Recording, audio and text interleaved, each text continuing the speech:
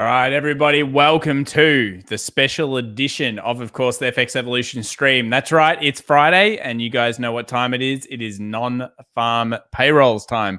We have about 15 or so minutes now until the jobs numbers are released. You guys can obviously see them at a few different places. There is the forexfactory.com, which you guys know is delayed. Obviously, Market Watch, FX, Daily FX. There's a whole bunch of different places you can get it from. Whatever may be your economic calendar, this is going to be one of the bigger bits of news. And we've got some interesting stuff coming into it. So I'll bring it through the screen in just a few seconds. How's everyone doing out there? You guys having a good day? You ready for this? What do you think? Before we even talk, I want to know what the chat thinks. Down or up after this non-farms? What do you guys think? Down or up? Obviously stuck in a range as we speak. But what is the next move, guys? What do you think? All right, let me bring this up. Okay. So firstly, I just wanted to bring up the Fear Greed Index. A few things happened yesterday that were quite interesting. First up, we had the Fear and Greed Index finally go to greedy. This was about 2 or 3 days ago. It went from pretty fearful. You can see here 1 month ago and 1 week ago, and then it got greedy fairly quickly. Another thing that happened over the last 24 hours of note is that the PCC, so if we go to the put call ratio here, went down to about a 0.68. Now, you guys know that I only believe that markets can actually fall when the PCC is pretty low. One of the reasons for that is you have a lot of calls open. You obviously have less puts. What does Wall Street or nasty Wall Street want to do? Ideally, they want to profit from making the market move in whatever direction is most profitable. Most of the time, there is a huge amount of puts in the market. When there is less puts and they get that euphoria, they get that real aggression, that's the only time that it can go down. And I've got a helpful stat here while we figure out what you guys think. And this is a stat that comes from one of the threads in the Discord room. Get into the public Discord room if you're not already in there. Comes from Tim Integration. He says over the past 11 of 12 NFP days were bullish in the end. The 1 in 12 times, so the only one out of the last 12 NFP events that wasn't bullish by the close was actually September last year. So there's a bit of a stat for you. The only one that was actually negative was September last year, and we haven't been negative since. Every day has been bullish. So let's see what the chat has here. People say we're in a range. Diogenes Reborn says a miss to the downside. Blow off top coming from Cameron Brown. Down, up, then down, down, down, down, up. Crap jobs report. Fair enough. Hoping up, down. Seems to be probably, I would say, almost 50-50. Bad numbers, equities up. Yeah, that's right. And then Ron says, hey, Tom, did someone drone fishing today? Saw big tuna, but not enough line to get on my reel. Oh, yeah, drone fishing. I forgot that even exists. All right, let's get into the market here. Drone fishing is pretty cool. Let's move over to the Nasdaq. Let's get some of the key levels out of the way first. So we do know that we went as low as 1550 yesterday. About 1550, we bought off that zone. This is going to be one of those areas that's pretty marginal. So let's say today we see the jobs numbers come out. Current price, 15,622. So we're basically around here. If we come down, we close underneath this zone on the smaller timeframes. Obviously, that should lead to further selling pressure. What's going to be most important to look at, though, is going to be the actual close of today. Because we do know that if we go to a 2 daily, we have that long leg doji. So we have the long leg doji, we have the low here and the high here, 15.7 for the high and 15.520 for the low. We get a close below, the chances are that Monday will also be a sell-off day. We get a close above, the chances are that Monday will always also be a buy day. So there's two good trades to potentially come from what's actually happening here with this long leg doji, with the indecision candle that's actually here. Now, I know it's a 2 day and we don't usually look at that, but the reason we're using a 2 day is because when you have a look at the 1 day, it's very convoluted. We have what could be a hanging man in some ways, and then we've got that rejection candle, and both of those together end at the same point. So that's why we're going with that long leg doji approach. So if you want your key levels, I think that might be one of the best things to do in terms of the longer term approach. 15.7 plus close. Look, the market surely is putting in for new all-time highs. We're going towards that 15.8, 15.9 level. You'd have to think so. Now, what you're looking for at that point is if you're a bear still, you're looking for an extreme move to the upside, pushing all Bollingers, opening it, closing above all Bollingers, all of that type of stuff. That's the type of thing you're looking for. Oh, yeah, Monday is the holiday. That's right. Another factor in the fact that we've got that bullish movement as well. Because, I think whenever you're talking about holidays in the US, almost every holiday runs in bullish.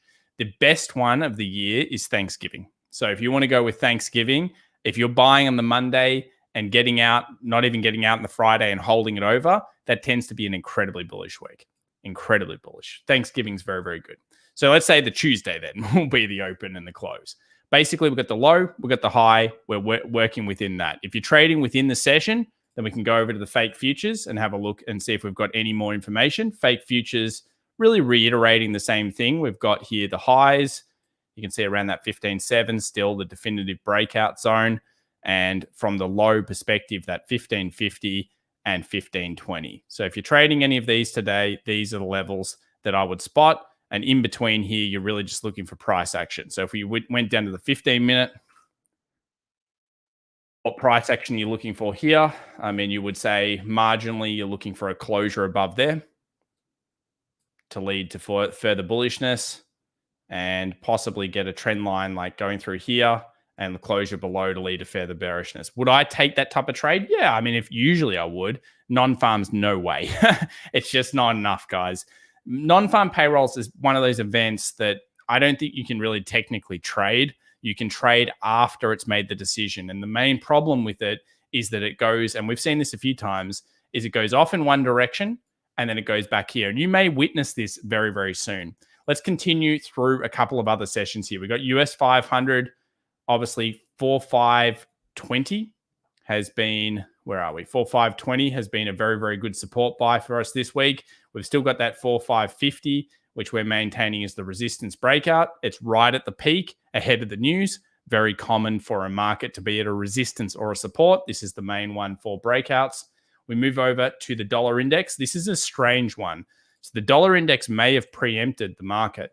It's already well down. So the dollar index here is well down. This is basically underneath the 50. Let's move over to another chart. There we go. And we'll go to dollar index. We'll go to daily. Look at that. Straight under that 50 exponential. So if you're looking at trading this, again, the options are it comes back up to this level here, the 50, sells off that level back down, or you wait for it to get back down here, look for lightning bolt. If you're in it short, would you hold? I guess yes. I mean, the trend is still down if you're doing that swing kind of trade. Pat Barrett Brett says, day off? What? No days off. That's right. You never get days off when you're a farmer or something like that. Don't worry, Imran. It's just some one person, unfortunately, doing that. That's all right. You can't. I always say, if you've got like a nice hater, then you've usually made it. Yeah, is that right? You got a nice hater? You usually made it. That's all right. They can keep doing it. So there are some other big stories coming out today, but non-farms is going to be the first one we talk about. 6 minutes time. If you're a gold trader, it's moving towards that 1820 resistance. Again, this is very common, moving towards a key resistance or support ahead of the news. Look at this. We'll get the good gold up, not the bad gold. There's the better data. Look how much cleaner it is. 1820, the breakout we're looking for today. Let's actually bring in the 4 charts that we'll be looking at. So I think the best things to look at here, and you guys can pick one. What would you like to look at in terms of futures or markets coming into the non-farm payrolls? We can look at whatever you guys want to look at. Let me know in the chat right now. I think it's probably worthwhile looking at least the S&P 500. I generally would look at gold, but I'm happy to go with whatever you guys think. Thomas Quinn says US 30. No, that's too funny, man. The Dow is okay. The Dow is not as good as it used to be at looking at really watching, unfortunately. All right, let's see what you guys think. Ethereum, we will check later. There's a lot going on there, but we won't probably look at Ethereum. Got NAS, we've got silver, gold. Why is Roku getting slammed? I'm not sure, but it's certainly off that technical resistance. We didn't quite get that closure we wanted, did we, yesterday? We'll look at Roku later, no doubts. TLT, gold, ASX 200, 10-year treasury. We got that on the right side. We probably don't need to have that one in there, but I appreciate the response. Mike Harrison says, your stream was not even showing live on my subscribers list. They're just giving you a test. They're testing you, man. Maybe they've silently hidden us for now. Make sure you get upvotes out there, guys. It does help us out. Thank you to the 612 viewers coming in, checking us out already. Appreciate that.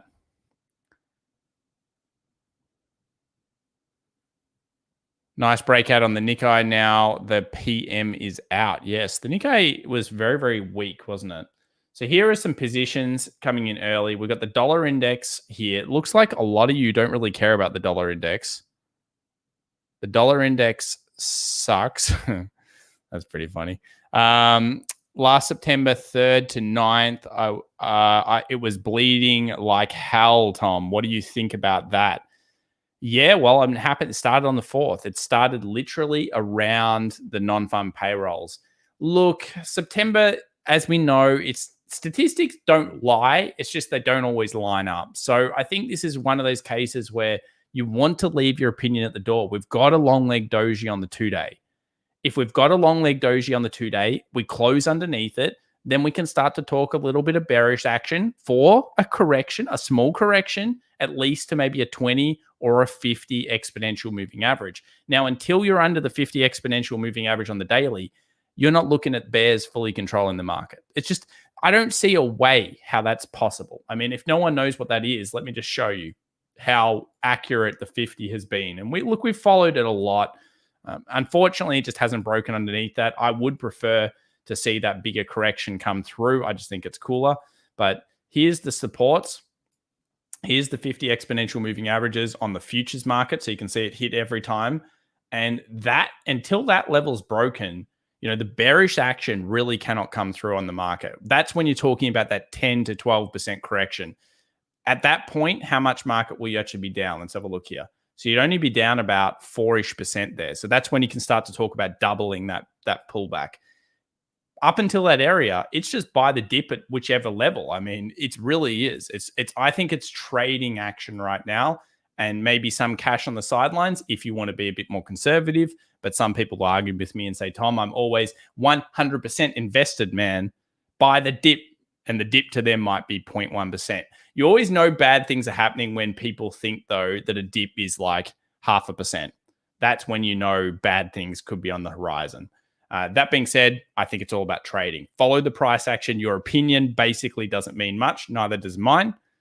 It's really just what are we looking at? We've got to follow that price action. So it looks like most of you guys are moving into wanting to watch the VIX, which is interesting. So we can check that VIX out. Here we go. We'll bring the VIX down. We know the dollar index has moved short, so it's at 92.27. Got 1 minute now to the jobs numbers come out. I will make sure. It looks like one of the websites has crashed ahead of this news, so I'll get this one off here. I'll get that ready. So here we go, guys. We're about to see what's going to happen with this jobs number. T minus less than 30 seconds. Less than 30 seconds. Woo-hoo-hoo-hoo. Wow, it's going to be scary. There's some little bit of trading coming in here. VIX 16.41, slight rise 1.93, and we are 10 seconds off. 10 seconds off. Here we go. What will it be? I will be late on the jobs number. Okay, so the market instantaneously liked that a lot, was up like 20 points instantly. Remember, the action can turn around. So it's off to the races. We're through the resistance early. We hit the resistance on the S&P. Remember, it's a weird number. So it's, even though it might come through looking good, it depends on how they interpret it. We want closes above our resistance lines to continue that action. So we get that instant buy, and then we sell straight back off to the level. This is not unexpected. Gold now above 1820. Will that actually hold above that zone? As per usual, this website is lame at giving us the number. You guys will probably have it earlier. Really should use a different one. 230K said Solid Snake. So see how that sneaky rat kind of thing does this. It takes out stops and then it reverses. That's a sneaky rat. Let's see what we still do not know the direction. And I know you might be interpreting the result some way. Don't bother. It's too hard. Wall Street will just do whatever the hell they want. It could be, you could interpret it a certain way and visualize it. You can visualize in 6 months' time, the market will be higher than now. That's probably a visualization you can have. But to try to visualize exactly what they're interpreting it as and how they're going to do something on it, look, leave that to the newspapers and other people to write. Ultimately, it's the closes that are key. So gold, definitely powerhousing here. Dollar index now down to the 92. So you can see that weakness coming through there. VIX people, don't be concerned. VIX will spike a lot if this continues to go down. Gold obviously can be seen as a hedge. So we're at 45.37. It looks exciting. I know it's not that much. Let's actually get the percentage up. So that's a 0.3%. So we're like talking like it's off to the races. That's the kind of tenor hooks we're on in the market. Gold probably the most exciting one now. But if you're a VIX trader, you should be very happy if this continues to go down here because VIX could spike if that sell-off does occur. Numbers 235K, an absolutely hideous number. 235K, I'll bring that on. As Solid Snake said, 235. So that's going to put pressure. Look, it makes sense to put pressure on the downside for the dollar. It makes me think there were loose lips here because why was the dollar already selling past its big support? Look how fast it's trying to get down to that 91.80 zone. And the market has no idea what it wants to do with it. And a lot of that has got to do with the fact is, well, does this mean that there's no tapering? Does this mean that the interest rate is hugely far away? What is it like? Are they still going to taper? What exactly is going on? Mr. W14 says, hey, I have a question. Can you only donate with a credit card? I don't know. With the super chat, I think you use whatever Google payment is, but we can take a look at other ones. Yeah, we can look at silver. Silver through a very key resistance here as well, 24.20. Not closed above there. So if you're a silver trader, you'd only be looking at scaling at this point. But these are both through the resistances that we spoke about. 235 sucks. Ulrich Nielsen. I'd be interested to know where they're coming from. Someone has a drop down. Klim, if you're out there and you're watching, can you send that to me in Discord? Be very interested there. Ulrich Nielsen, coffee and beer on me, mate. Thank you so much, man. Sold pen this morning and made 20K. Damn, dude. Nice. I think there's a lot more upside in uranium, but no point being greedy when you've made 70% in 2 weeks. Hey, man, you know what you could have done, Ulrich? Sounds like you didn't scale out. You could have scaled a little bit, but you know what? You're in a penny stock. You had a plan and you smashed that one off. And you know what? There were some great trades. Look at this. Look at this. Ridiculous. Really has no idea what it wants to do. It's like, come on, Papa Powell going to give us lots of support now. Papa Powell's going to give us a lot of support. That's awesome to hear, though, Ulrich. Let's have a quick look at that uranium miner that we got super chatted earlier on. That was a smoking trade. Got to say, it just keeps going. Actually hit, look at this, $3. Woo! What a beautiful double bottom. We loved it then. We love it now. That is the tick of approval. Thank you very much for that one. Even I enjoyed that one. Ulrich Nielsen, appreciate the DKK 100. And the stock he was talking about is a penny stock, Peninsula. It went up to 2. Actually, I think that's not a bad float off there, man. 17.65%. You got above that resistance, hit to the 20. That's a good round number to be selling at. I still think scale might have been good, but you're going into an earnings. I can understand what you were thinking. 17.65% is a phenomenal effort. So all the markets now are back to being basically where they were when they started, except for the Nasdaq, which has continued its piling 0.34% up early here. So now we wait for the really big action to come in. That's when Wall Street bring in the volume and they really tell you, hey, this is the direction we're going. Scott Morgan says the 235K number sounds fishy. The estimates were 720K. I expect a major revision next month. Oh, I'm sure. These numbers always are strange. These numbers are all strange. Simon says this, says in many caps, screaming at us, guys. No, you guys do not understand. This was too low. This is the danger zone. We're riding into the danger zone for double dip recession. I think one number is not enough to go with that. Now, you could say again that we might be in for a correction at some point if the numbers continue to be like that. But to say a recession is going through, the Fed will not stop. Okay, let me just go over here for a second. All right, when the Fed started this almost sad thing that they've begun since the pandemic, they cannot stop. They will not stop. It will blow the system. They cannot stop. Okay, they will not stop. Not truly. You can't stop it. It's unbelievable what they've done.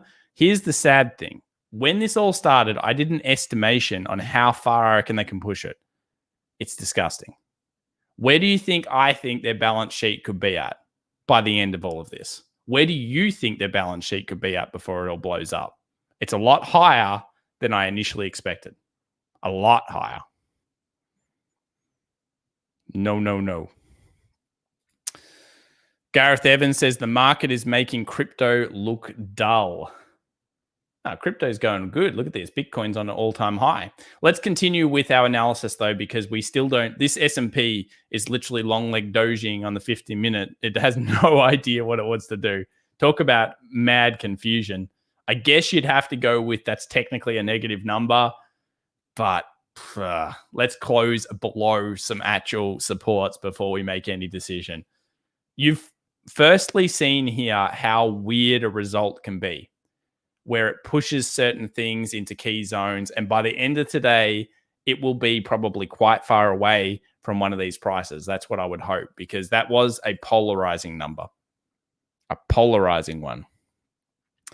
Mr. Murray says $100 trillion. Kunal says number out of us. Is that the number I pulled, or is that the number that you're thinking? $1 million, says Fat Finger. Yeah, I actually think it's something crazy, like 40 to 50 trillion on the balance sheet. And that might sound insane, but I actually think it's possible based on Japan. And I just mount everything on Japan. That's what I really think. I just look at that. I go, whatever. That's the best way to look at it. Let's have a look at the crypto markets now, and then we'll get straight back into, of course, all the stocks for the today. We'll be doing all of the futures action. Thank you so much to the 996 viewers out there. I appreciate those likes, and I also appreciate the donation, Ulrich and other people. If you enjoy the stream, give us a sub. It does help us out. Let's have a look at BTC. This is a massive close if we get above here for the weekend. We know BTC loves its weekend action. It also tends to like going against the dollar index. So when we've seen the dollar index kind of going down, crypto has had those nice little runs on it. Obviously, the DXY weakened last year. Bitcoin being a hedge against that hedge has done quite well. So 56, 57, this would be a massive close. I think the next stop is 51.50, and then after that, around 55,000. And surprisingly enough, all of that type of thing can happen on the weekend alone. We've also got Ethereum hitting close to 4,000. This thing's just continued to go from strength to strength to strength. However, when it gets somewhere up these top highs, continue to watch ETH shorts, guys, because if you have a look at ETH shorts, and I haven't personally used ETH shorts too much. I've used BTC shorts a lot, but ETH shorts is starting to rise now. So if we get a number, let's say up here with ETH shorts on the weekend, let's say Ethereum hits 4,300, 400, I'd be paying a bit of attention to maybe scaling out, taking some profit at these points. Because when you get ETH shorts this high, if there is a lot of whales out there shorting against it, they will want to start pushing it down. So just remember that could be an attack on Ethereum that's there. But I haven't done enough back study there. You might want to check it out some more.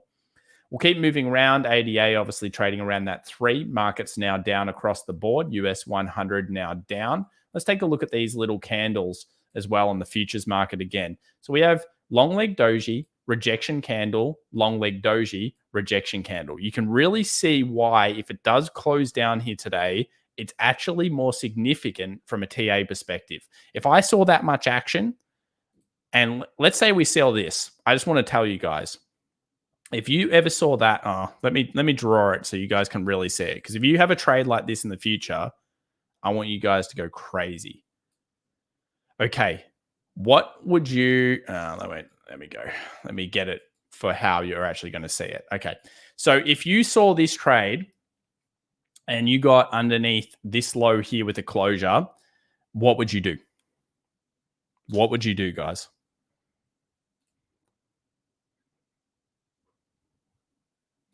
Pet Brett says crypto is ripping. Absolutely. It's a good high there.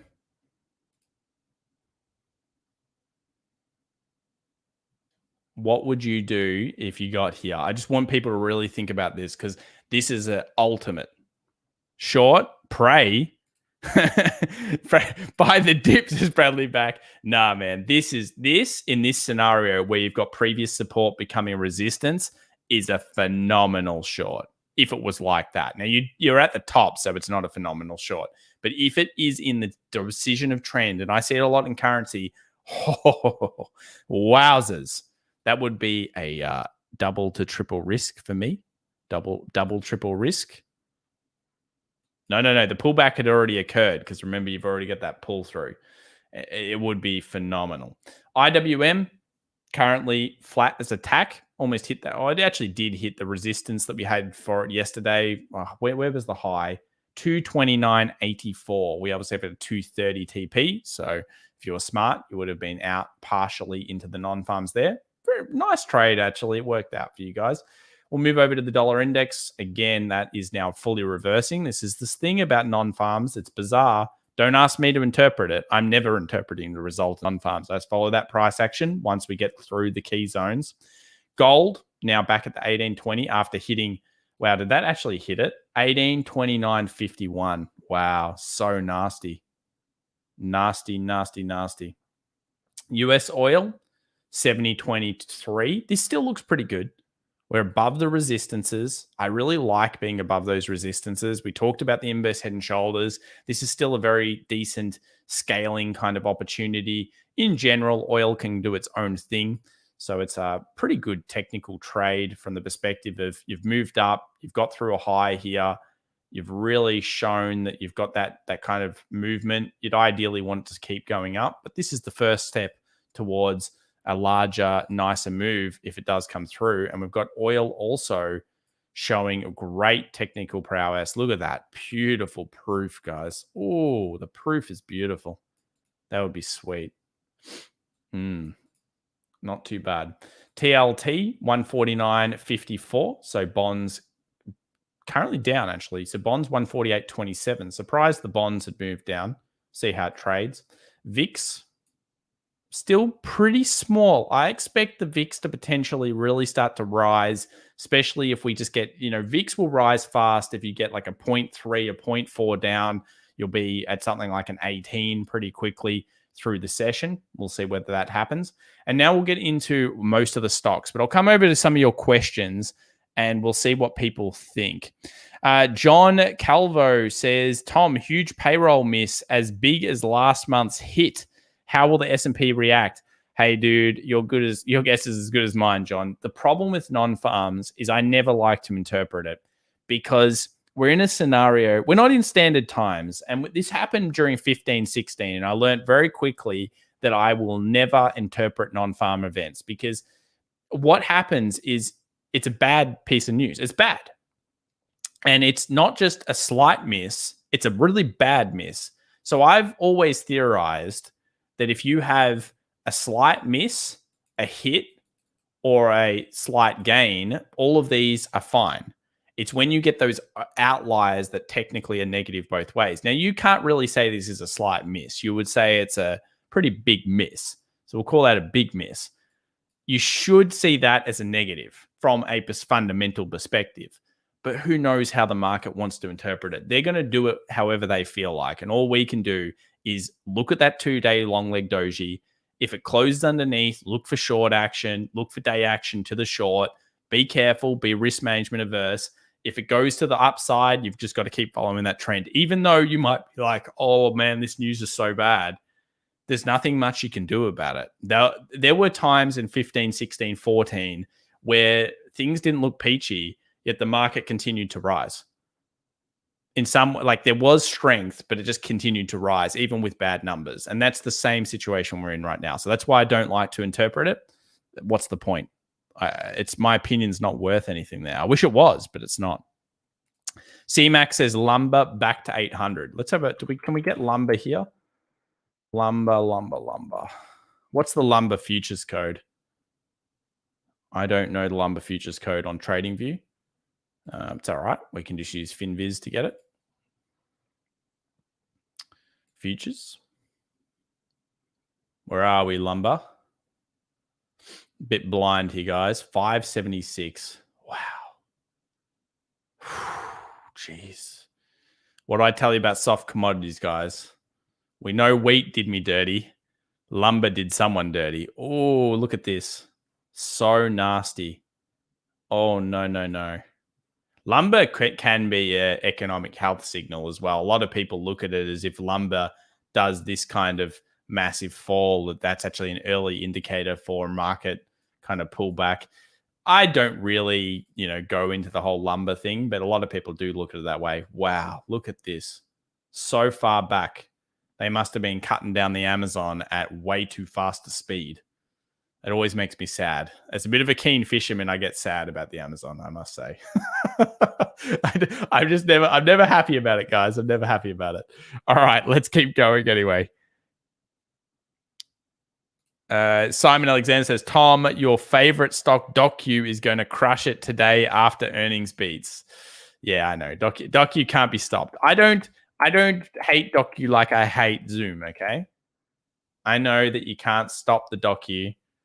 We've come to terms with it. It's the only one on the market that seems to be able to do it. I still don't really get the company in terms of, I've signed the documents from DocuSign a few times. I'm never impressed by the technology. But that being said, it continues to rise and who cares? You follow the price action. We had that low through here. We had that, of course, nice closure above that led to rallies. Let's get into some stocks. Let's stop talking about madness and get into some stocks. We'll bring up the Webull screener here quickly. Bitcoin continues strong, 50,800. That's very nice. Market's still pretty subdued. Trying to figure out what's going on. I expect the real volume of Wall Street to actually come in and make a decision. Obviously, the futures market can't figure out what's going on. That's the thing. They're as stumped as we are about how to interpret crappy data. How do we interpret crappy data? We're not sure. So pre-market here, we've got Paycom Software, 2.24%, Coinbase 1.61%, and DocuSign 2.02%. On the neck, or is it Shopify? Shopify's 0.74. What's that at now? 15.53. So Roku down another 3%, 335. Wowzers. Alibaba down 1.35%. Not too bad, though. Didi obviously will most likely get taken out and owned by the government. That's a bit of a, I know that's not new news, but that's something that you've got to consider there with these Chinese stocks. There's the chance of the government kind of hostile takeovering a few of them. Spotify down slightly and mostly just, flat here into the day. Move over to Tesla. Now, Tesla is up. Can we close above the 740 today? That's what we want. We want Tesla above 740, guys. Look at these little resistance sell-offs. So annoying. Little sell-off, little sell-off, little sell-off. Very frustrating here when you're talking about how to interpret this Tesla. We just need it to keep going so we get another nice rally like this one. When we got above here, we rallied heavily. That was great. Now we've created this little top here at 740. We want to rally heavily. Targets around that 775 would be very, very good. So I would love to see it above here, just even trading and then scaling in. That would be awesome stuff. Baron H says now the dollar, wow, the dollar is gaining some strength. So you wouldn't think that, would you? You wouldn't think that the dollar should gain strength with a weak jobs number where the chances are that the Fed will have to do some printing press, or at least that's the idea. That's why you don't necessarily want to interpret it. You've got to remember the price action has already been coming down for many, many, many days for the dollar here. So what's packed into that price, and this is something people in currencies don't understand, what's already packed into that price We don't really know. All we can do is follow the swings, follow the price action. I think this is a very, very, very good non-farms to show you guys how things reverse and how fast things switch and why trading these times can be very, very dangerous to your account. Do you guys agree based on what you've seen? I mean, the market only changed 0.2, 0.3%, but you could still see scalping stop hunts and FOMO stop hunts and those types of things that happened. Gold, silver, great examples, and dollar index, indeed a good example. Just to reiterate, you can really tell that started to rally up there. Let's have a look at the 3-minute. See that quick sell-off followed by a full rally reversion and then back to the sell-off. Insane. It's big money too. It's not just a joke. That's not a joke of cash.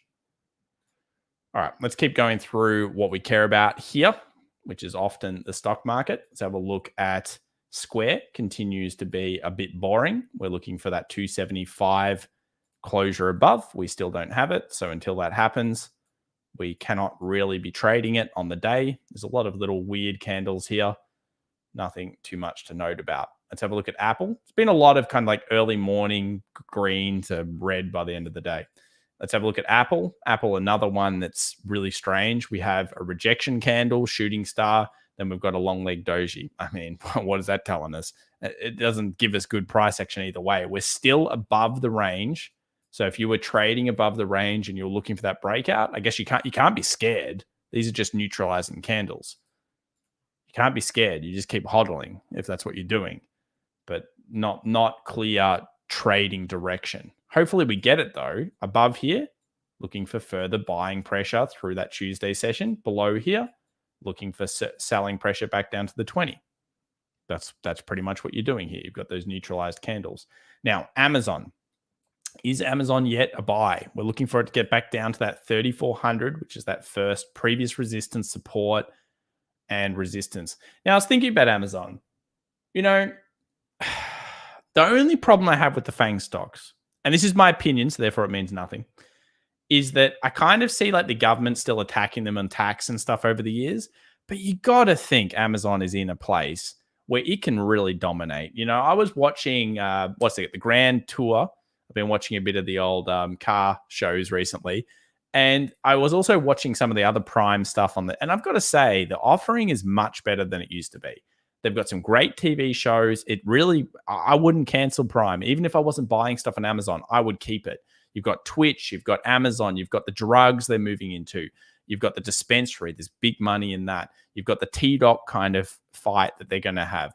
I really think they're placed well. Plus ads and ad revenue through Twitch and everything is just going to continue to be a huge thing.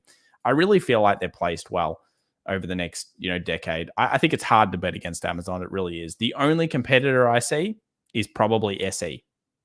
And SE is not going to hit their market. They're going to hit the global market. So SE is doing great in Brazil and it's obviously doing amazing. It's in Mexico now, and they're the growth story. If you want the growth story of these kind of companies, but Amazon just beast. Google also will be beast, I think, over the next decade. The thing that's going to make them so much money, I believe ad blockers are going to get banned across the board, heavily banned, kind of like the torrent stuff in the past. So I've been bullish on that idea for years now. And I continue to be very bullish on that idea. We've got a question here from Des Lawman. Says, any thoughts on the Australian dollar, Tom, please? We'll have a look at it soon. Don't worry. We'll go back over to Snow, 308. Still on the move to that 320 target is what we're looking for there. John Moore says, who is going to do the banning of ad blockers? Probably some government mandate. They'll try to do it. It's not so much that they end up banning it, they discourage it. See, it doesn't work, but when you think you have to offer another service.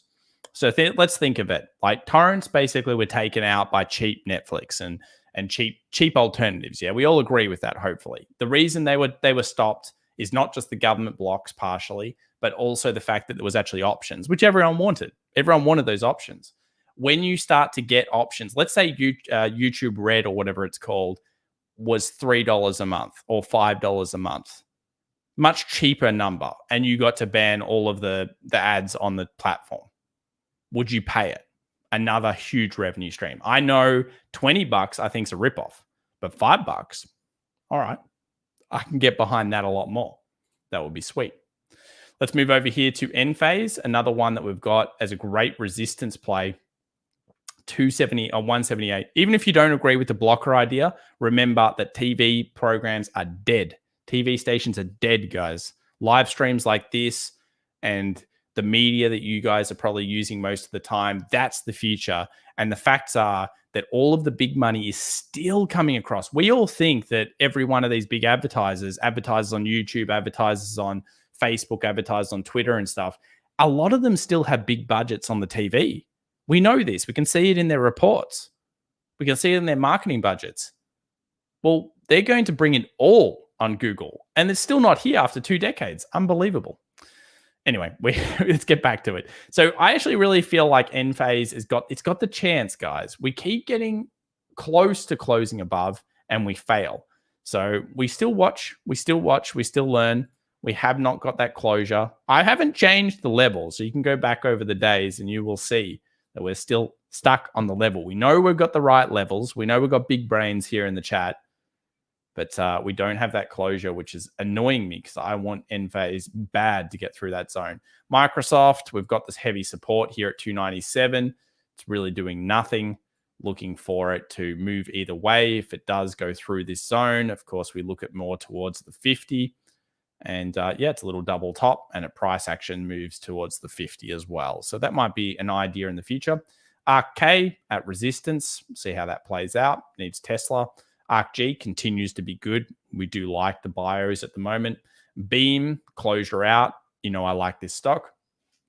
Yes, keep going, Beam.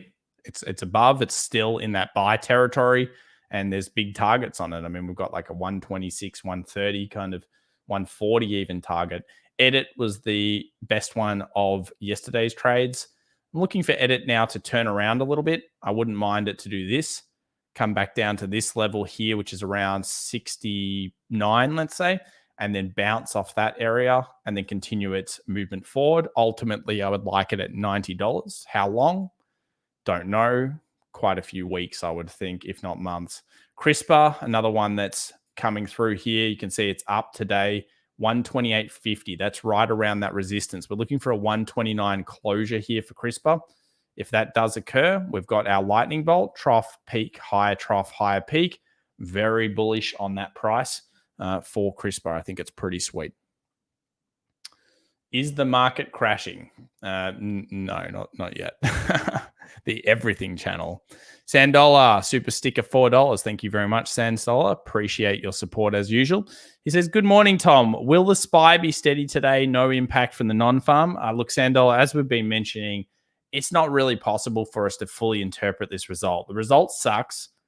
It's clear as day on paper. It's not great. It just depends on whether they think a really, really bad miss is good enough to get rid of the tapering for a while, or I don't think it is. I think this doesn't change the Fed's plans personally, but who knows? You know, the Fed's only talking about tapering. They're not talking about interest rate changes, and that ultimately is the killer for the markets. So yeah, at this stage, look at the Nasdaq, do the 2-day, look at the long leg doji on the 2-day, look for the closure above or below. That's the best we can do for now, Sandola. If you want key levels, you've got 15,600, 15,550, and 15,700 as the resistance. So they're the key levels that we're looking for on the Nasdaq overall. Let's keep going through. We've got SPLK, continues to be a quality stock. Absolutely nothing wrong with this. You guys know I've got the long-term goggles on this one. Inverse head and shoulders, phenomenal looking thing. Long-term is long-term because what you've got is that as an inverse head and shoulders take. And when you bring it out, it's predicting like a 188. I would like it into that zone exactly. So around that 185, I can't say anything bad about it. It's a solid looking setup. Enough time between earnings, which is nice. I like it. What can I say? CRM, another one that I do like. However, it's slow and boring. So a lot of you guys don't like it. QCOM, we keep following it. It keeps stuffing around. Very boring action here. In fact, if I got rid of all these lines and you looked at the chart on its merits, you would start to be like, oh, is that even worth it? I mean, it's it's not that great. We've got trough, peak, higher trough, higher peak. We're back at the point where it should bounce, but it's been pretty all over the place. By now, I would have hoped it would already be at 160. It's neutralized and kind of faily. TDOC still at the resistance, still looking for this thing to close above. I like it a lot. If it closes above, this is the level. As you guys know, we're looking for like that 147 closure plus. We have not seen it yet. We move over to the Chinese stocks. Baba, did we get a closure above? We didn't get a closure above. We end up getting that sell-off yesterday after the rally. So we've got the low, the resistance. We're looking for a closure above the 20, which we know is a big deal, and that usually is the beginning of good repair. We didn't get that, and with all of the Chinese still negative sentiment, we're down at 169.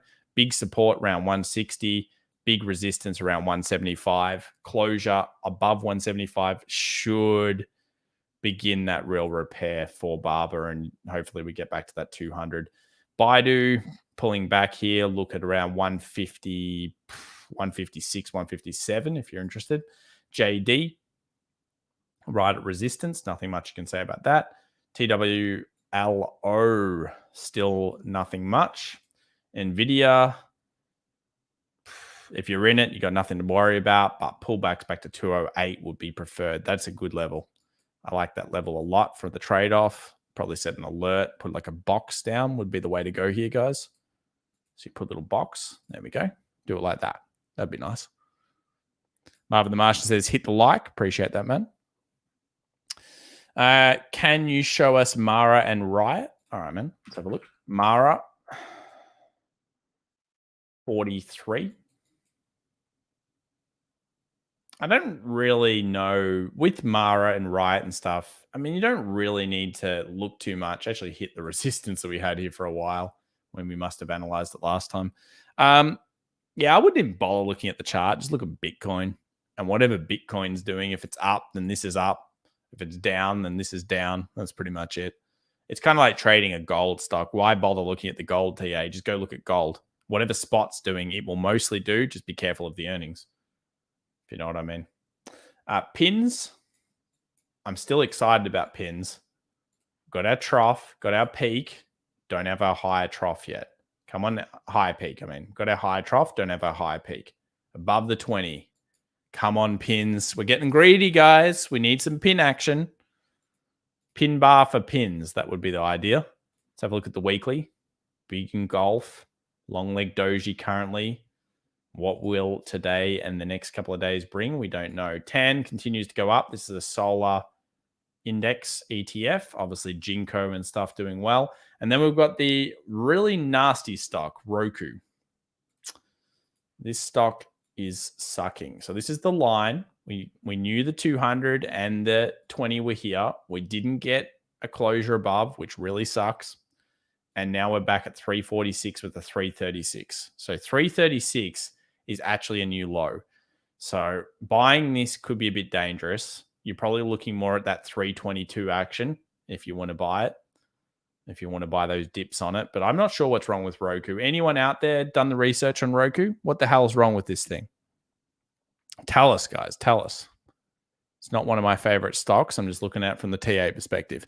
A cash chopper, $2. Tom /ES is only up 0.05%.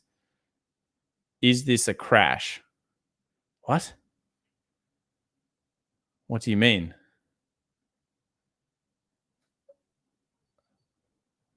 I don't know. I don't know what 0.05 you mean here. ES, what's that is short for? I'm probably being enough here. K Kennedy, $4.99. Hi, Tom. Hope you are having a great day. Could you please give me your take on Ford? I know it's boring. That's all right, man. There's nothing wrong with Ford. But hoping it snaps the downtrend. Well, firstly, K Kennedy, you know that not only do I hate boring stocks, but I also hate most automotive companies. You know this. Let's have a look at F anyway. Bring that up for you. Current downtrend has been in place for a while. We had that repair, it looked like, but it never actually closed bullish. and then just continued to downtrend here. So previous resistance, previous support, previous resistance. You need it above here. This is where you need it to snap. Ignore this blue line. Get rid of this. By the way, if anyone doesn't know, we're using a 20 EMA. We're using a 50 EMA. So these are exponential moving average. We're using a 200 simple moving average. There are reasons for that. And then there's a Bollinger here as well. And of course, the standard volume is what you want. You don't want too much on your charts. Otherwise, it gets really ugly and messy. Here's the resistance. Here's the resistance. Here's the support. Here's the support. I'm looking for a closure above there. If I was you, about 1350 would be the level where I think it snaps. Trough, peak, higher trough at that point, higher peak. Ideally, that's what you're looking for. Good luck on forward. Yeah.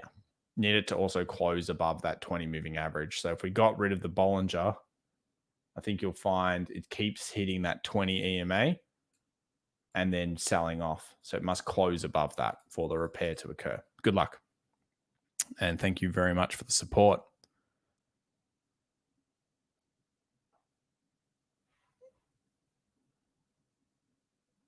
I did send $1, Dave. Thank you very much, but thank you for sending that through. Let's see what people say about the Roku. What's going on with Roku, guys? It's going down because the Bronco is a disaster. I assume that's not talking about Roku. Car. ES is like the US 500. Really? Oh, mini futures. Oh, okay, man. Yeah, no, it's not a crash, bro. All right. Very good. Very funny. Yeah. I know he's been sarcastic, but I didn't know what he meant by the code. I just trade. I don't know it as ES. In Australia, we don't have that code. We have mini futures. $77. Roku suck, and it's tanking due to the competition. Wow. And then we've got Mono says news about Amazon TV is why Roku is selling off. Hey, I've never understood Roku, but I thought it was like a boomer stick where people that really don't like, it's kind of like in Australia, we've got like this one as well. And people that don't know how to use the thing, they plug it in, they like press buttons. I've never used Roku myself. I use NVIDIA Shield, guys. NVIDIA Shield. The best around, NVIDIA Shield. It's very good. Mohammed Al Masari, AED, $25. Hey, Tom, thoughts on Cigna, CI? I believe it's a fundamentally excellent company that is currently very undervalued and has completed accumulation. All right, man, I'm going to trust you here. Let's have a look. Bring up CI. Has completed accumulation. So you were not lying, Mohammed. I like this. Yes, you are correct. It is completed accumulation. And first stop is obviously filling the gap that caused it here. And you know what? This is exactly the type of thing that you expect to occur. Now, you might say, oh, but Tom, this would be a perfect buy the dip. I could have bought it here on the dip day, and I'm getting a better price than what you always talk about, which is the recovery. It's not always like this. As you guys know, it can dip, then it can dip, then it can dip, then it does this, then it dips again. So you are right. This has done a nice breakout. Excellent. Unfortunately, the breakouts right now are so aggressive that you often kind of miss out if you don't scale into them because they're just so aggressive. This market just crazy cracks. When it cracks, it doesn't just do a little bit. It's just gone boom. And that makes it a little bit, I think, like I'm a bit old school. I'm used to a lot of false breakouts. But in the market nowadays, the false breakouts seem to be like only 1 in 3. And it used to be like 2 in 3 would be false. Now it seems like 1 in 3 are false off the key level. I love this breakout, man. I do like the accumulation. I like the volume overall seems to be a little bit higher. Let's go back to the daily here. We're 21 minutes away from the open, by the way, so we'll keep going through our stocks in a second. But I like the accumulation. It's in managed healthcare, which is always good. Sorry, guys, 1 sec. Get rid of that. And yeah, you're looking for it to go back to 225 first. So I think if it does keep rallying, it'll go like 225, sell off, probably give you an option to get back in. If you're looking for the conservative pickup, you're obviously looking at that 213, 214 zone, create like a range, a box structure, and then you're looking to pick that up and go to 225 or beyond if you believe it's fundamentally cheaper. And you got a dividend, it looks like, coming up soon as well. So just be warned that if that's coming up soon, that potentially could cause you a little bit of problems. So look for that dividend. Look, guys, I don't mind that. That's a very solid setup there, Mohammed. Very solid setup. Jeff Holmes says Roku is a supply chain issue. And then Mark Newton says Roku double topping on the monthly chart, possible neckline 322. You will be correct, Mark, if you take it out to a monthly. Absolutely. If it gets under those last really big lows, that'd be a big deal.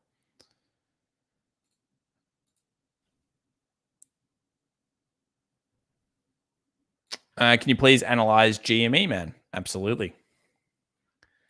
Chuan says, because nobody likes Roku. But I can tell you, people loved Roku only 6 months ago. They were obsessed with that stock. They loved it so much.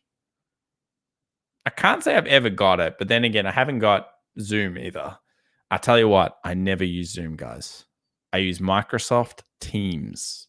Microsoft Teams, no Zoom.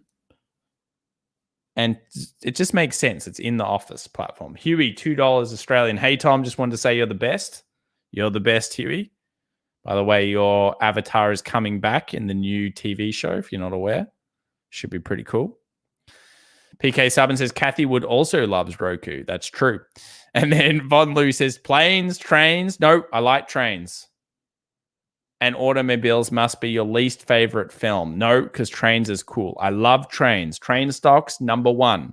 Number one, guys, train stocks. Absolutely awesome.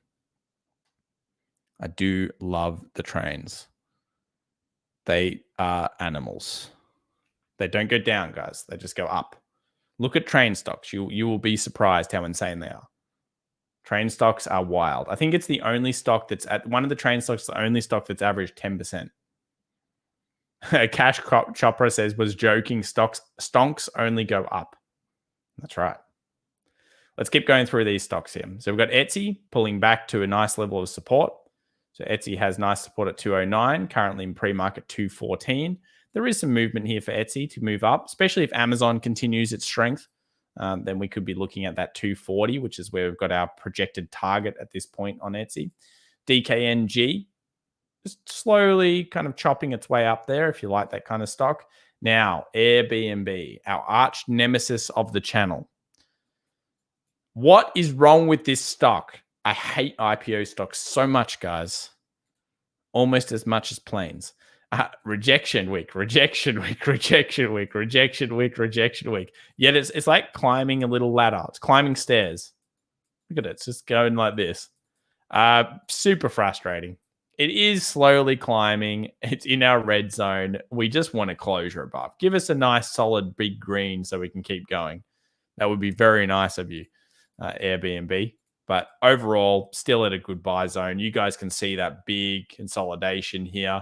Volume has remained okay, and we're looking for a 169 gap fill to this level, and then, of course, beyond, an interesting one. Let's have a look at PLTR. We haven't done that one in a few days. How's that going? Is that up there yet?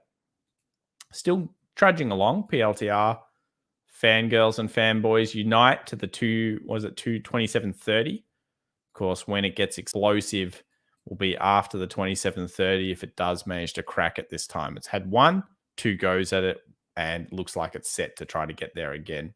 Keep going through. INTC, still got the resistance there at 54.50. That's a sleeper hit for November, guys. If it does, just chill around. Spotify continues to be incredibly strong. I think it hit first profit, 255, that previous support. I like it to all these levels in the future, though. Like $300 would be my main target on it if I was holding it for a while. Netflix breaking out, as we suspected. I kind of feel like it's going to keep going. I know Apple had that news that they came out about where they're going to reduce the cost on a lot of these subscription services. So we'll find out, like in terms of the cost to Netflix. That'll be cool. Unity moving towards our 141, just taking a while. Very nice. Nice breakout there yesterday. If you did get that one, congratulations. Long leg doji, closure above. You guys know that's a good scale in opportunity. Play, still chilling around. It's not playing well. Closure above that level is what we want, which is about 38 bucks. NVAX, so close, guys. Just needs to get above here. Then we can fly to the moon, 322. Path, nope. PLTR, done that one. Futu, nope. Need to get it above 117. That would be cool. PayPal, come on. I don't mind pulling back. Come back down, PayPal. Come. Come back to this level. Funny how they're not trading off crypto anymore. You'd think that PayPal should be trading off crypto. I mean, it's in crypto now. I like it here. Come on, PayPal. I don't mind. Come back down. Come back down and we'll pick you up. Gareth Evans, $5. Hi, Tom. What happens to the SPX when all people realize Tesla isn't worth more than all other car companies combined? P.S. I think C98 might be the next ADA. What happens to the SPX? Look, it will affect it, but it's not going to. Look, the good thing about an index is it generally doesn't knock it round. The only problem is you do have a fairly large weighting now in the SPX and obviously the Nasdaq when it comes to some of these companies. Like Apple's obviously 10% of the Nasdaq. It will knock it round, but not that much. And that's why a lot of people buy indices, because they don't have to worry too much about any one particular company's risk. So this is the coin that Gareth's talking about, relatively new. Has had a nice run on it, back to 470. Not much TA you can do here other than to say that it looks like kind of that bad downside could be over here. Another nice strong green candle and could be the flag. The flag to the future. Alpha T, Tom, what is UEC exit strategy? Oh, Alpha T and UEC. A very fine stock indeed. A very fine stock indeed. This would be the first scale level usually. So because if you're still in it, about $3 would be a good scale. So what you would do is you would generally, because it's your first target, you would scale out probably about half of the position. And then you could scale out also 3/4, depends on how you like to do it. And then I'd leave a little bit of tasty cheese on for that. So if you're not confident in it and you just want to take the trade, then you'd probably take 3/4, leave a quarter in, and then go for the tasty cheese of 340. That's usually what I would do. And then what that does is when those 340s pay off and those bigger ones pay off, you might think, oh, I should have left it all on. But what's really happening is you've already got your money back plus, because your stop loss is probably only under here when you're taking orders in here. So you've probably already got a 2 or 3 to 1 trade. So if you've already got a 2 or 3 to 1 trade, you're taking off 3/4 of the position, you leave a quarter on and take it to the next profit. All it is bonus gravy. It's bonus. It's like getting the chicken salt on the chips. You shouldn't have it, but when you get the chicken salt, it's pretty delish. So that's what I'd be doing, Alpha T. Educational content only, guys. Remember that. Educational concepts. 12 minutes till the market open here. And you'll notice that the market has absolutely no idea what it's doing still. And this is why we don't interpret the figure, because a lot of people probably on some streams are probably screaming, sell, buy the dip. That's probably what they're saying. You cannot predict it. I wish I could give you some magical, idea. If you in the chat think you can predict what's happening, let me know. Let me know. CEO Rook says, I like Uber, Twitter, and Starbucks. I like Twitter for trades. I can't say I like Uber. And I think Starbucks was one of the best trades over the last year. Very big fan of understanding that. That was a very sweet purchase here. Starbucks. I like what people were doing there. They had big brains, in my opinion, when they were getting it up to this level. I kind of feel like Starbucks could be in for pain though now. And the reason why I say that is because when you were taking the Starbucks train here, what you were betting on is also all the little mums and pops like coffee shops going bust, and that people would come into Dunkin' and Starbucks and those kind of places to get their coffee. And that's actually exactly what happened. It's back on the 20 moving average, so this is a decent level if you do like this thing. But I think as we reopen, as fears slow down, what you'll find is a lot of people will go and get high quality, will get coffee from other places. Now, it could be wrong. Starbucks will continue to grow over time. But yeah, the 20 moving average is a good pick-off zone. And that's where you're targeting it. So there's nothing wrong with that. Let's have a look here.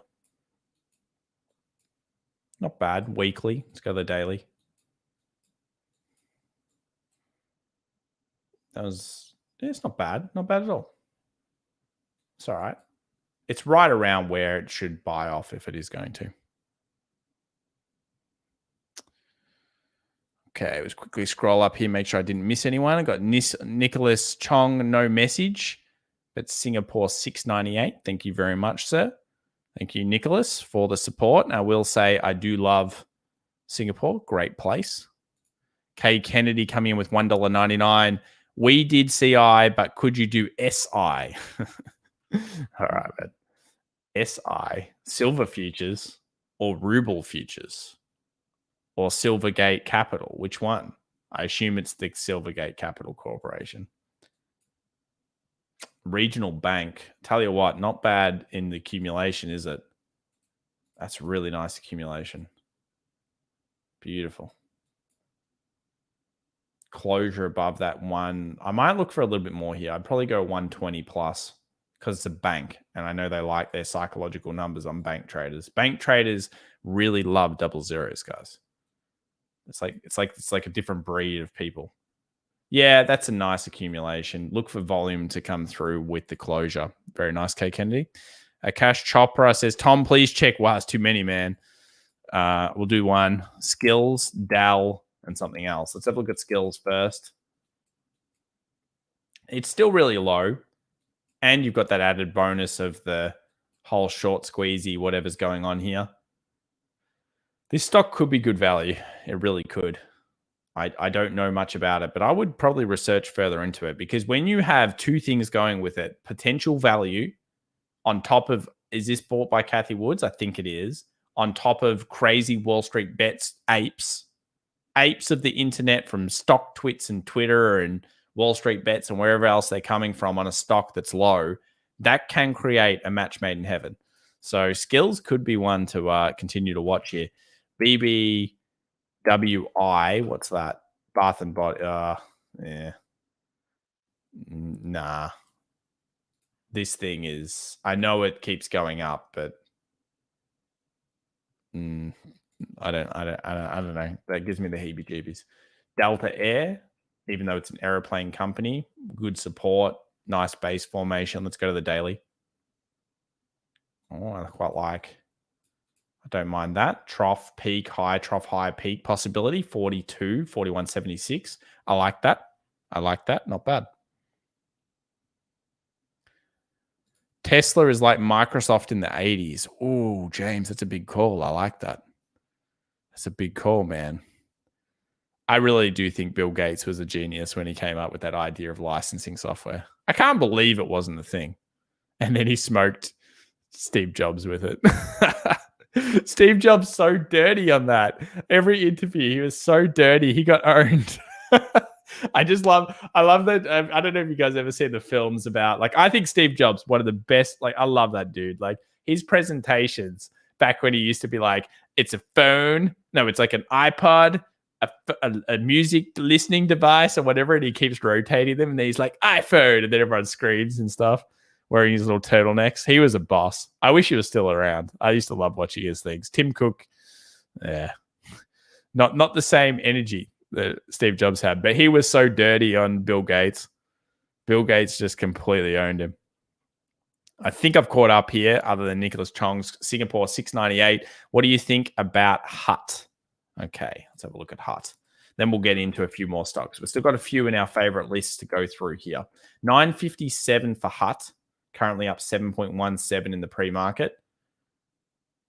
Hut Mining Corp. Data processing, though, it says. Weekly. Had a great base. Big volume. I mean, if you're in it, the trend is great, man. If you're trying to buy into it here, though, I can't say I'm huge on it. I don't know why it's moving so much. It looks kind of like a standard move. So even though it's very aggressive, which means it's probably based on some fundamental, maybe around this earnings causes it to go through. Look, it probably breaks a new high. $10, though, is very much a resistance for it. So for me, this is like often where I would scale out of a position like this. Good luck, though.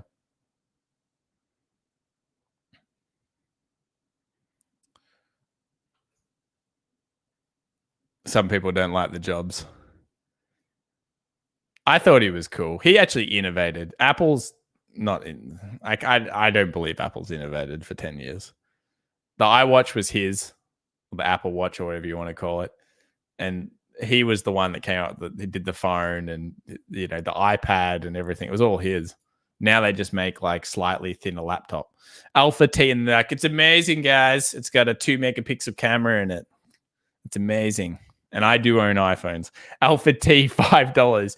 PH, plus he created an amazing ecosystem. Remember, he understood keeping everything in the App Store and lockdown was a big thing. PHE, FTSE. I was in at 781. It dropped 50%. Ooh.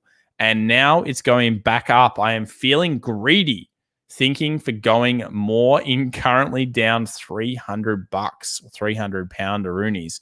RSI is high.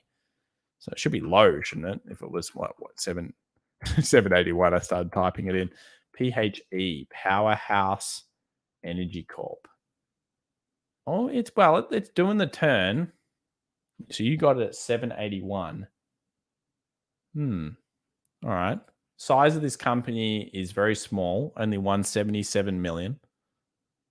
Good news for you is it has begun the full recovery here. I like that move out. Plus, the thing that's going on with oil right now could be good here. I mean, this is a utilities company. Look, here's the thing, guys. Don't buy utilities at the start of a cycle. I want you to remember this for next time round, all right? I'm going to... Wait a second here. We've got 3 minutes till the market open. I want to tell you this. It is go and have a look. Whether you go and buy it, like the course that we offer or whatever, I don't care. But if you do it, that's cool. But however, you need to understand that there are mid-cycle stocks, there are late-cycle stocks, and there are early stocks. If you buy technology and you buy consumer discretionary, my preference, technology, at the beginning of crashes, like when the crash is turning, you will kick ass early. Then you buy materials. Then you buy industrials. Then you buy banks. Then you do not buy utilities for quite some time. Utilities are a mid-late cycle stock.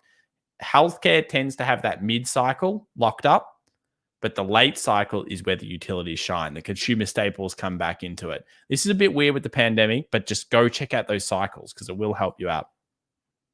PHE is looking like it's recovering though. Daily or weekly? Weekly is nice. It's closing above. Do you want to take more in it? I can't tell you what to do, man. But from a price action standpoint, trough, peak, high, trough, high, peak has been formed.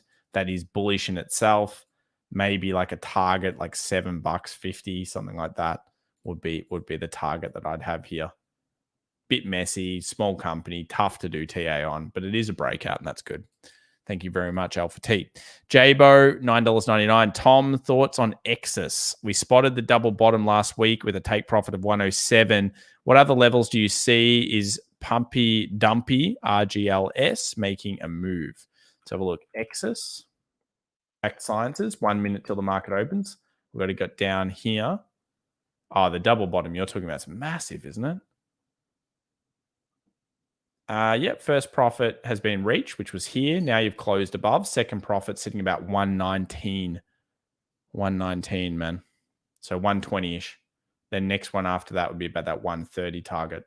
We'll quickly dial in here on the others and I'll do the other thing. K2, no limit. Oh, we've got a few other people here as well. We'll do all of you guys soon. Here we go. We've got the market open, guys. Ding, ding, ding, ding, ding. We are open. Let me refresh all of these for you. So US 100 comes in here, 15,585. So down 0.13 early here. Got US 500 coming in at 0.19. The futures really dropped there a little bit. We'll bring in the whole thing. Let's have a look. So we've got PH, Coin, TM, Toyota, Wayfair, Green. Let's go to the big reds. Roku, big red. Oh, percentage change. There we go. Roku is the big red. Alibaba. Let me load up the full screen so you guys can see this better. They're all the reds for today in the big companies, as you can see here. Very early in the trading session. Where's our Tesla? 0.08, 0.17, so it's slightly up. Apple up 0.44. 15.6 being tested from the bottom up. Maybe a little bit of resistance there on the small time frames. Let's have a look. 15.6 being touched so many times, though, it's not going to be that huge. In terms of squeezes, Sundial 1.2, nothing much. AMC floating 1.35. UEC still a tank. Uranium, what a find. I got to say thank you very much to the super chats out there. That was an amazing find this week. It's crazy. Uranium's been phenomenal off the bottom there. Thank you very much for that. The community thanks you. The community thanks you. I probably should refund your super chat. Not that I know how. Google and everything else fairly flat. So yeah, market really undecided. A little bit red here early, but nothing much yet. Remember, 2-day long leg doji. We'll be making a video about it. If you want to find kind of intraday sessions, you're going to look at 1550 underneath to 1520 for the Nasdaq. And for the tank itself, US 500, you're looking at it getting underneath that 45.18. Okay, 45.18. This is probably the better one. Look at that, 45.18, 45.20. Big support there. I do expect it to try to touch. So Jabo also asked a question here about RGLS, and we've got some other ones that Dave sent through. Sorry, I missed that, guys. Don't ever think I'm trying to miss your super chats. Luckily, the mods are sending them to me just in case. I always want to cover them. And if I don't, and I miss one, message me privately in Discord. I will always answer your question, okay? I will really try to do that. RGLS has broken through above this point, whatever this is. I'll look for it to come back down to 80 unless there's some special announcement. That's a good level for it to come back to. I guess it already did. Well, onwards and upwards then for RGLS. Nice base. It's got that point of despair that really you start to see in a lot of markets. And yeah, I like it.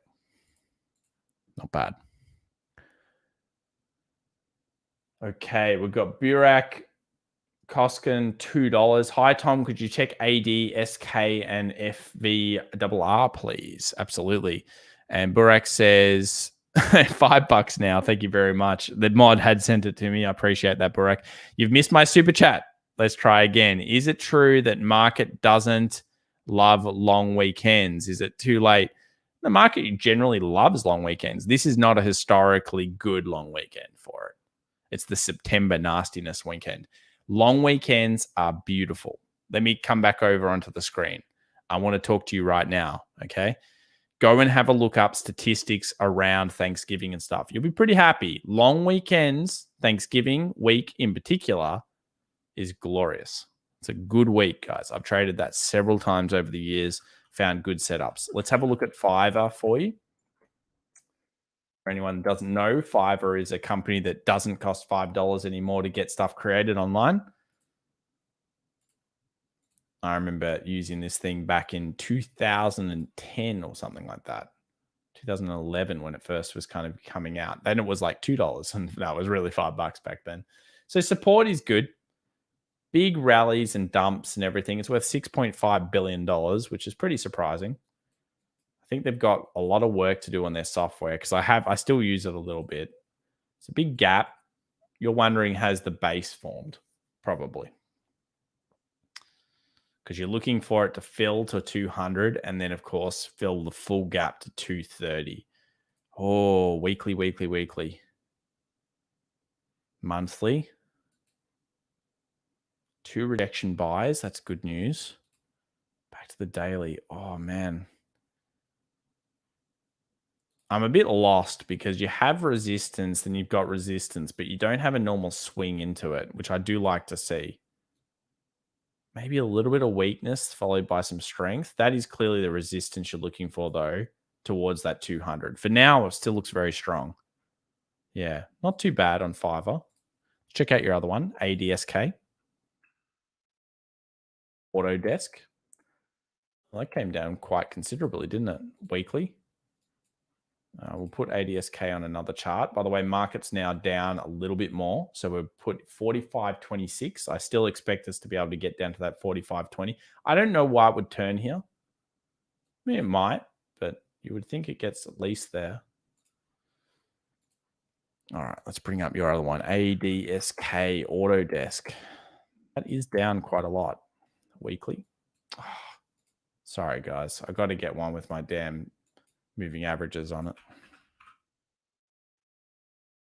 There we go.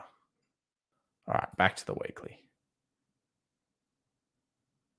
It's pretty close to the main support. It has dived before and rallied each time. How did it rally? Let's have a look at the daily. That one was a beautiful base rally. Closure there, take it long. Another base rally. Closure there, take it long. Great resistance, trading very technically. Wait for a base to form, man. You need base to form. Too many times. That had a base, this had a base, this had a base. Even this had a good break resistance. It's falling knife. See, buy the dip didn't work initially here. That's what I'm talking about, guys. Eventually it will, but it won't just yet. Form a base first. Let it consolidate. Keep watching it if you like it. And then there, if you are going to want to buy the dip, possibly you can scale in, take a small portion, and then keep coming back to it. We got KZ, no limit, $2. If silver continues up to 24.70, would it be a good take profit today? Yes. So 24.60, I think, was one of the ones I was looking at. So go the 1 hour for you on silver. So silver closed above 24.20. That's a good trade, man. Good trade there, KZ. Very nice. And then let's get over to the 2 hour.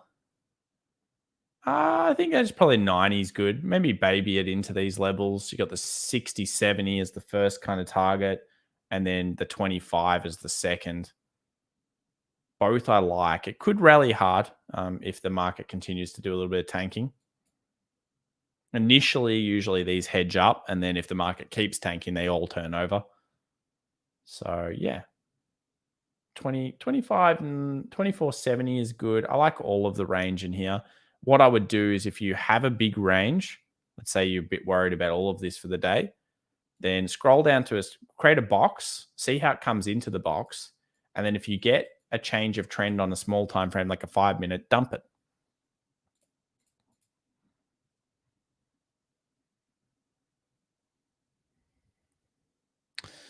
CMAX says, thanks, Tom. Historical TA helps keep it going.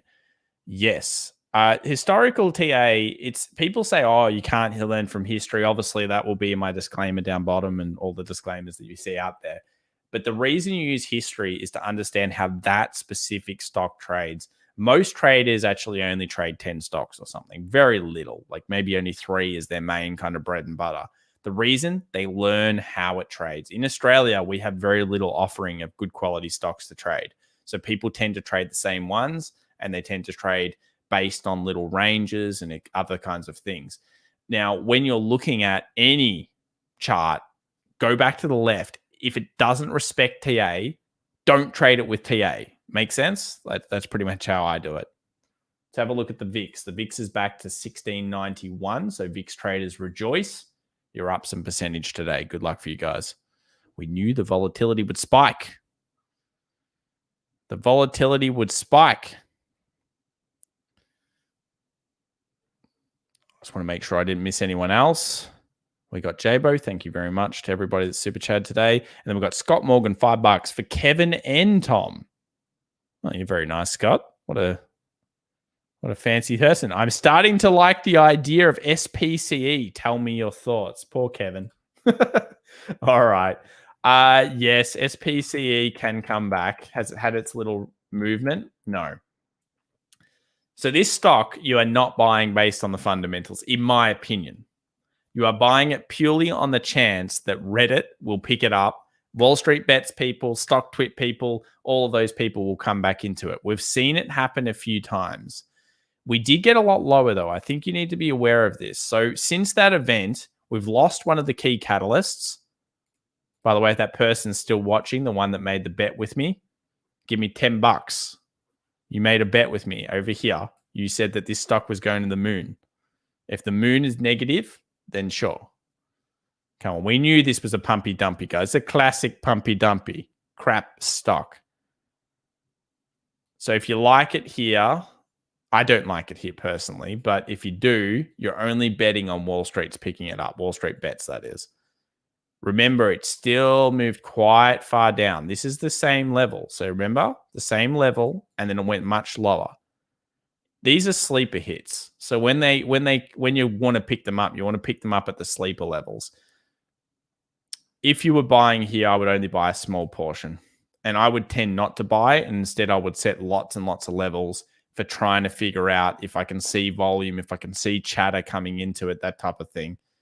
I don't really like the fact that it's sold off so aggressively into this level. But yes, you could be correct. So you could scale in here. I actually prefer it more at the 16. And don't worry, KZ, we got your super chat. So I prefer this at the 16 or the 20, man. Each one of these levels makes more sense to me. Good luck with it, though. Oh, SW says, meaning it's before, better before or after the long weekend? Before always. Before. After, usually you get a little bit of a sell-off. Before is the way. Musti says, I'm up $100 on MMAT already. Cool. Meta Materials. Thing is rallying a little bit here. Ah, this was the one that had that really nice base on it. Yeah, cool. Congrats. Keep going, man. Keep going, Musti.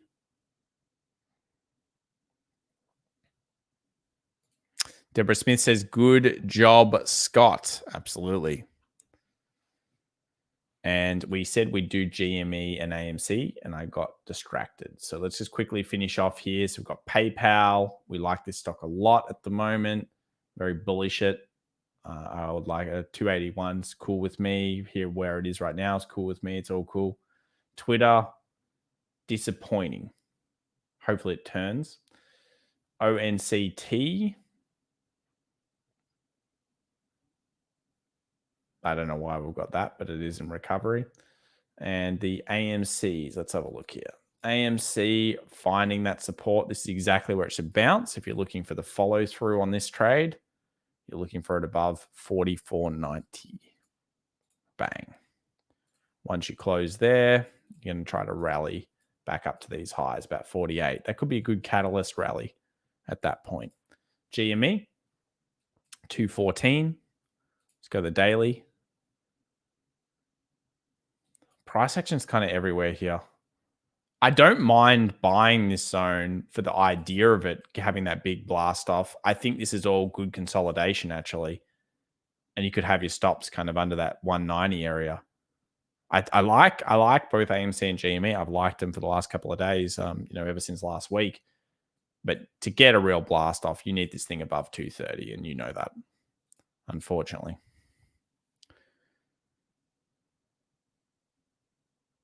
Rick CB73 says, pay your debts, man. Tom, great. Thank you very much, Rick. I appreciate that. Thank you. BTC, baby. I love how volatile it is, says Marvin the Martian. That's why people love crypto, because they're crazy. They love the action, you know. People just love the action. I'm a real boomer when it comes to action. I love my 0.5%. Which is just sad, isn't it? What the heck is Apple doing? The chart doesn't know what it's doing, man. Look at this. You read this on a chart. You tell me what the hell that means. I don't know what that means, other than it's still breakout and still bullish. It's a rejection candle with no follow through, a long leg doji indecision candle, and a weird thing appearing today. That tells me that the market almost has no idea what it wants to do with this stock. Just like the market has no idea what it wants to do with this stock. I mean, being the index. Look at this. It's confused. Confusion Central. So I think I'll leave you with this. 45.20, definitely a key zone for the S&P 500. If it gets underneath that 45.18.20, then we move towards the 4500, the 44.80. Each 20 points is pretty important for the scalp for that move through the day. Let's see how this thing closes. I'm hoping for either, I don't really care anymore. If we get a bullish close above this wick, fine, we'll trade it up. If we get a bearish close below this, fine, we'll trade it down. I obviously do semi-prefer the pullback. You know, it's cool. I like cheap stocks for the long term. Who doesn't like cheap stocks? Some of you will not like that. So I hope whatever you want happens for you. And right now we're in price action hell. We're in the middle of nowhere land. The trades for today have probably been so far, I guess silver has broken out. Let's see if it can hold through today's session. US oils had about 60 cents on it. And in terms of the stocks, you know, nothing's looking exceptional except for that UEC, but you had to already be in that one. Futu, I guess, might be, you know, maybe soon a good one, but there's so much just close to resistances and not quite getting through. Airbnb, still, that's been buy the whole way through, but just annoying. PLTR. Yeah, not much else. All right, guys, thank you so much. We will see you Monday. I believe I've caught up with all the super chats, so thank you so much for that. Thank you for the support, and I appreciate you. David, don't worry. I did not forget GME. We got it done. All right, guys. We will see you on, Tuesday and the weekend. I'm looking forward to a day off. Are you guys in America looking forward to a day off? Hell yeah. Hell yeah, guys. Enjoy your sports in America. Very great sports. NBA, American football. It's good stuff. Catch everyone. Bye for now.